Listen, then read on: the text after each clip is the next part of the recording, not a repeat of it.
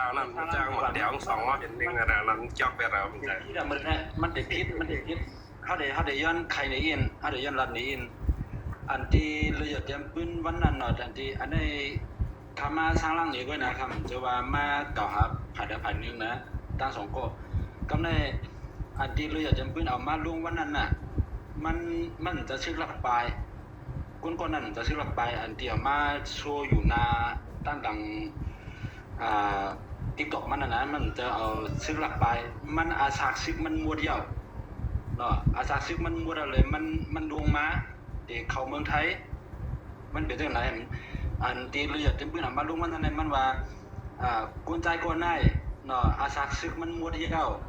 แล้วมันเด็กเข้าเมืองไทยเนาะอันที่เลือดเต็มปืนมันว่ามันเอาเงินก้อนนั้นก้อนไหนหลายๆก็เนาะเอามาแล้วก็ดีไปเข้าเมืองไทยพี่น้องเขาก็เลยหันก็คือฟังสติกันมันมาจากไหนแต่อันที่พี่ก้อนคือเครื่องนะครับอันที่พี่ก้อนคือสบายใจนะครับมันมาอยู่เป็นซึกข้าวดัง3 ปีลองหลักเงินเปือนว่าลองอันที่ลูกตั้งปะท้องมาว่าจะในอย่างในสุดทึกมาลัดเหมือนไหนพี่ก้อนคือมันใครว่าจากไหนคำนั้นก็มือวันนั้นก็เขากับผู้ปกครองพี่ก้อนคือในช่องนั้นอยู่ข้าก็สร้างร่างนี้จากไหนมันจะว่าชื่อหลักไปมันอาสาซึกมันบ่ได้เลยมันมาก็ในมันมาก็ทำเดี๋ยวจะทำอะไรรุดปากออกมาว่าใจคนนั้นมันยามเป็นซึกโคเขียวมาก่อนเป็นซึกโคเขียวมาแล้วเอาเงินเปิดดังบุญมา10,000 บาท 10,000 ย่างเงินขี่ว่าจากไหนท่านมาอยู่ในโคราช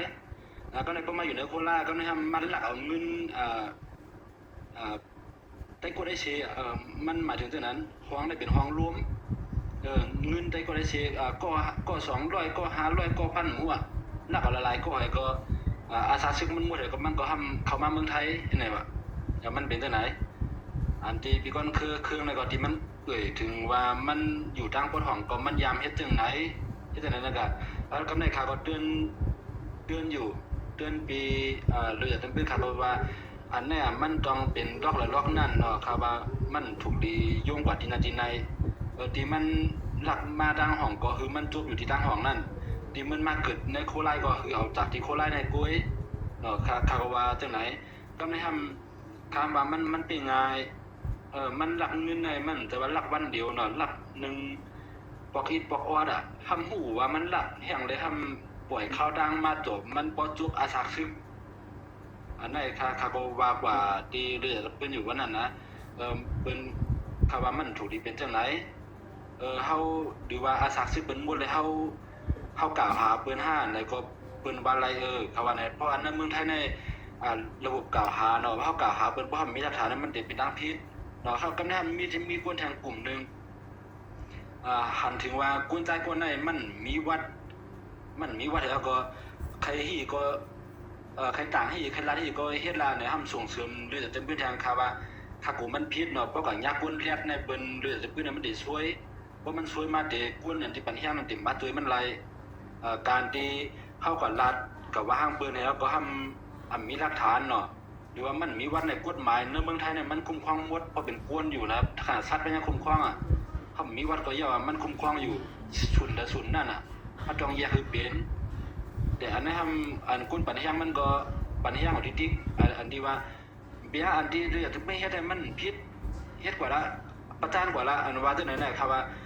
าอันคุณปัญญาเนี่ยมันปัญญาคือดีปัญญาคือจ้าคำพูดแต่ว่าพวกกับยากวนเรียกเนี่ยโดยจะเป็นปืนมันได้ช่วยครับว่าไหนครับก็วางเลยจะเป็นว่าจังไหนเนาะมันก็ว่าเอาให้ยินดีที่ปัญหาถึงเนาะครับก็จะว่าให้เนาะครับก็ว่าคัดเตือนด้วยความหวังดีเพราะมาส่วนตุ่มกันก็ได้รู้จักกันเขาว่าจังไหนอันนี้มันจะซื้อหลักปลายเนาะที่แน่ๆได้มันจะซื้อหลักปลายอาสาซึกมันหมดเลยมันเข้ามาเมืองไทยก็ได้ทำว่ามันหลักเงินเปิ้นจังนั้นจังไหนว่าจังไหนมาให้เลยเขาว่ามันวางดีอยู่เขาว่าจังไหนกุ้ยอันนี้ใครกวางจะว่าจะซื้อหลักปลายจังนั้นค่ะที่ค่ากระดาษเอาค่ามาส่งค่ะ